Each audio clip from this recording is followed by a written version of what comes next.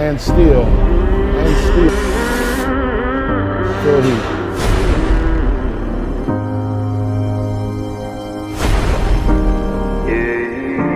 Check out how did Logan Franklin do in his classic physique debut at his Tempa Pro 2019, and we're also gonna check out how did Guy Cisternino do in 2012. So as you can see, Logan Franklin is looking good. And before I start talking about him, I want to say great job muscular development, great job with the video. This is literally the first time that I'm watching such a high quality footage of a bodybuilding show. And this is extremely important for the sport because not everybody can go and watch every single show in the world. And bodybuilding cannot be on a radio or on a horrible quality video footage. It needs to be on a high quality video because you need to watch, you need to see the details, the small details you can basically only see live. But if it is a very good quality footage like here, you can see a lot of it. And as you can see, Logan Franklin, let's talk about him now, looked great. Honestly, I was impressed. I didn't expect him to look this good. He took third spot at this Tempa Pro, but he was 208 pounds, and that's like 20 pounds more that he can actually grow. And he was well conditioned, he was in great conditioning, but I think he was sharper maybe like 2 days before the show. I think he messed it up a little, but still, he was very well conditioned. I'm gonna show you how he looked compared to the other guys who took first and second spot, but only after he's finished with his posing routine. Anyways, my overall impression is good. I mean, I really liked his physique. I really liked what he brought. He brought great conditioning and very good lines. He has very aesthetic physique. I was worried about his legs because he's a men's physique competitor, so they're not known for having great legs, but he had great legs. The only thing I don't like about his legs is as they go down at the area of his knees, they look a little bit smaller in that part, and the upper part of his legs is looking a little bit more massive, but that's just his structure. He cannot change that ever, but his legs are not small, he can grow them, and he grew them, they're pretty big, especially for somebody who transitioned from men's physique. They are big and very defined, also, a lot of details in them. As I already said, he was only 208 pounds, which is not a lot, and he has 20 more pounds to grow. I think he was perfectly defined. I don't think he can get any more conditioned than this. I mean, this is just the way that the top pros at the Mr. Olympia are. I mean, this is a top-notch conditioning. He's very well conditioned. He was maybe a tiny little bit watery. He can get a little bit drier, so he can lose like another pound, maybe a 2.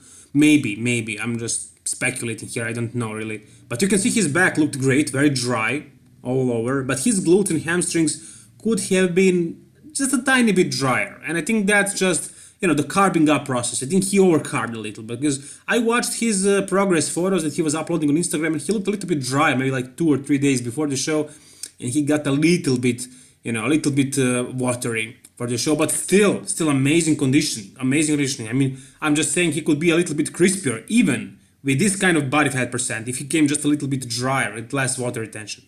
So as you can see, he probably didn't win because he wasn't as big as most of these guys. I mean, these guys are like bodybuilders. I don't know how they even make the weight, but look at this guy on the right. I think he's Russian or Ukrainian. They call him like Russian Chris Bumstead. He definitely looks like Chris Bumstead, and his back is enormous. Look at his back. Much better back than Bumstead, but the legs are not there. But yeah, crazy back, crazy V-taper. I really liked his physique for sure, especially from the back. But Logan's back was also really good. Again, for a man's physique competitor, he had very well developed legs and back. So if he adds those 20 pounds in the next couple of years, he can be top 6 contender at the Mr. Olympia. I'm sure, I have no doubts, because he has really that classic physique, really those classical lines, Unfortunately, classic physique is not what we all thought it would be. If it was all about golden era classic physiques, then Wesley Vissers would be the champion. He wouldn't be 14th place at the Arnold Classic or 10th place, whatever it was. So it's not all about that. It's just a weight cap and longer trunks. And also they're looking for that finer details, But as far as those classical lines, dominant arms, small waist, vacuum, very good shape, aesthetically pleasing shape, that's not classic physique. We saw that with George Peterson winning Arnold Classic against Steve Lorias, and we can see it today at the Tempa Pro. Don't be too surprised if I tell you this guy won it. This guy won the classic physique. Look at the stomach. Look at the bubble gut. Yep, bubble gut. Logan Franklin had an amazing vacuum and crazy classical physique, very beautiful aesthetical physique, but this guy with his blown up stomach was a better bodybuilder. And as I already said, classic physique is not about being classic, that's just how they call it, it's just a weight cap and longer trunks.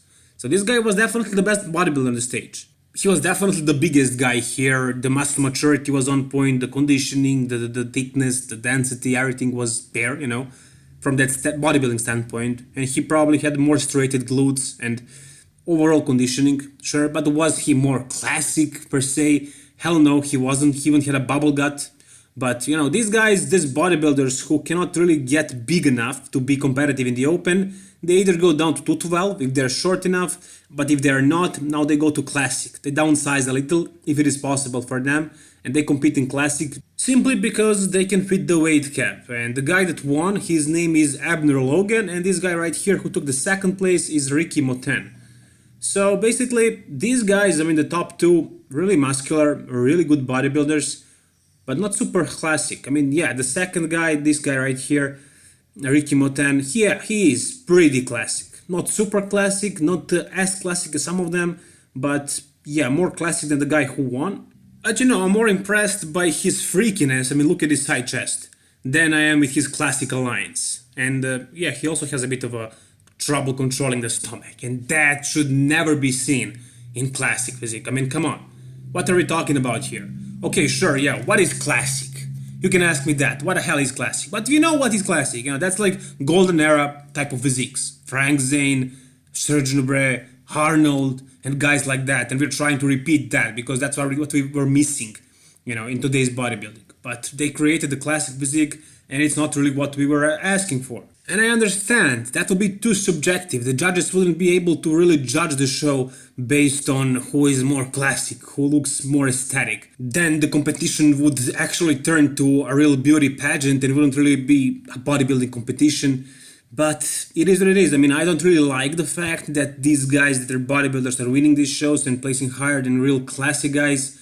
But on the other hand, when you have classical lines, small waist, ability to pull vacuum, or just, small waist is enough, and great arms, good V-taper, not exactly an X-taper like you can see here, huge legs, but more of a V-taper with good enough legs. And when those guys have a lot of muscle maturity, density, thickness, and great conditioning, and great posing as well, great presentation overall, when everything clicks, that's when you get a Mr. Olympia champion. And that's, for example, Breon Ainsley, that's Chris Bumstead. And when you have guys like Logan Franklin, who has very good classical lines, but isn't big enough, or when you have Wesley Vissers, who has an incredible classic physique, but isn't shredded enough, then they don't place that well. But let's give these guys, the guys with the best lines, a little bit more time. This is a very young division, we're gonna need a little bit more time, a couple of years, for guys like Logan Franklin here and, for example, Wesley Vissers, to get a little bit better bodybuilders, to get a little bit bigger, a little bit more shredded, and gain that muscle maturity and density. And with those lines, I'm sure they're going to be dominating the stage. Same thing goes with Keon Pearson and Steve Lorius, who actually made great improvements this year. And I'm sure Logan Franklin and Wesley are going to flourish when the time is right. We're just going to have to wait a couple of more years, probably. Wow, I really liked Logan Franklin's front double bicep. It really reminds me of Chris Bumstead with better arms, but a little bit less muscle. And in a couple of years, I'm sure this guy will be top 6 at the Mr. Olympia at least. Me personally, I really like this guy. His name is Dmitry Vorotintsev, if I didn't butcher his name, and look at that V-taper. Oh, look at this V-taper, look at the small waist and the lats. The only thing that he's lacking is legs. His legs are definitely small. He's Russian, by the way, from St. Petersburg. He looks great. He looks really classic. That's what I like about this division, seeing these guys like this. And his Instagram account is super impressive, so check him out, guys. The photos that he has are really things of beauty. And at these competitions, he is not judged fairly because he is not judged by his aesthetics and classical lines. He's judged by muscularity, conditioning, density, thickness. But look at the back. Very beautiful back, very beautiful lines. If this guy brings his legs up, and I don't see why he wouldn't do that. He does have the muscle bellies. I don't see why his legs are not bigger. He just needs to work longer, probably, to bring them up. Maybe he has bad knees or something, but the genetics are there, the shape is there. He just needs to grow them somehow. But look at the upper body. Damn. If I was him, I wouldn't even train my upper body. I would just kill the legs and, probably use a lot of insulin and carbs just to make them huge. Hire Milos Archer, for example, do the giant sets with a bunch of insulin and a bunch of carbs and amino acids and who knows what the hell he's doing. So I would just, let the legs catch up with his upper body, which is tremendous. But enough talked about classic. Let's go to, are these 212 guys bigger guys or smaller guys? I mean, they are shorter, but pound for pound, they are bigger. Well, I guess we can call them bigger. Anyways, Kai Cisternino. If you never watched him pose in person, live, this is the best video quality you will probably ever see. I mean, that you have ever seen so far. Maybe we're gonna get even better quality in the future, I really hope so. But Guy, considering the fact that he was off the stage for quite some time due to his injury, I think it was some kind of surgery, not really sure what was it, if you guys know, remind me. After he came back, I think he looks more impressive. I think I like his physique even more. His back was always his issue. His quads are what he's known for. His nickname is Quadro, but he said that's not because of his quads. I don't know about that. Anyways, his quads are not looking very symmetrical. You can see that when he turns in front later, you can see that his quads are not very symmetrical. One is bigger, one is smaller. But his back, now you can see his back, that's why he didn't place better than he did. I mean, he took third spot because his back is not great. And I'm gonna show you the rest of the lineup. You will see who took first spot, and the guy who took first spot had an amazing back, really good back. And not only back, but the whole back side. I mean, his hamstrings also, maybe even glutes. He was shredded, he was peeled, very well conditioned, probably better than ever. Maybe not better than ever, but consider the fact that he came back from an injury or whatever surgery that was, he looks really good. I mean, I find his physique kind of fresh now. Maybe because he took a break and his body responded quite well. Let me show you how he looked compared to the other guys. The winner of 212 was John Javett, and you can see him right there between Guy Cisternino, he's on the left, and on the right you have Zane Watson, who took second place. And in the middle is the guy who won it, and you can see that his back was the best in this lineup probably, and much better than Guy's. Guy needed this win. Guy really needed this win because that was the last competition, I believe, to qualify for the Mr. Olympia. I don't think there are any more Olympia qualifiers left. Correct me if I'm wrong, but I'm pretty sure this is the last one. And he didn't win it, but he got a lot of points from competing at the other competitions. He didn't qualify by winning, but maybe it will be enough because 212 is not exactly flourishing this year as a division. I mean, at the Arnold, we didn't even have 212 because we didn't have enough competitors showing up. So maybe the lineup is not going to be super deep at the Mr. Olympia, and for that reason, Guy may even show up, so I'm not really sure about that. Anyways, guys, I just wanted to say good job Muscular Development with this high quality footage. I really love it. I can really give a proper reaction, a proper coverage, because I can see really what is happening. I mean, watching bodybuilding in horrible footage is really, it's not even as bad as watching football on the radio. I think that makes more sense. Literally, because bodybuilding is all about the small little details that you can barely even see on this kind of camera. If you guys are going to the competitions and you're watching them live in person, you know what I mean. Because very often you can see pictures and videos and some people will say, this guy was robbed, but if you were there, you saw what you saw and you know why happened, what happened. Because it's much different when you're watching stuff in person, because you can really see what the judges are seeing from that first row. It's much different. And I can't wait to watch the open division to see Dexter and Luke at this high quality footage, so I'm very excited about this. Aren't you? Anyways, guys, tell me what you think about this classic division. Do you think Logan deserved third spot? Should have he won it or placed lower? What do you think about Guy and Zane Watson? Anyways, tell me what you think about this whole situation. Tell me, are you excited about this high quality footage? We're gonna see top guys in this kind of video. I'm really looking forward to that.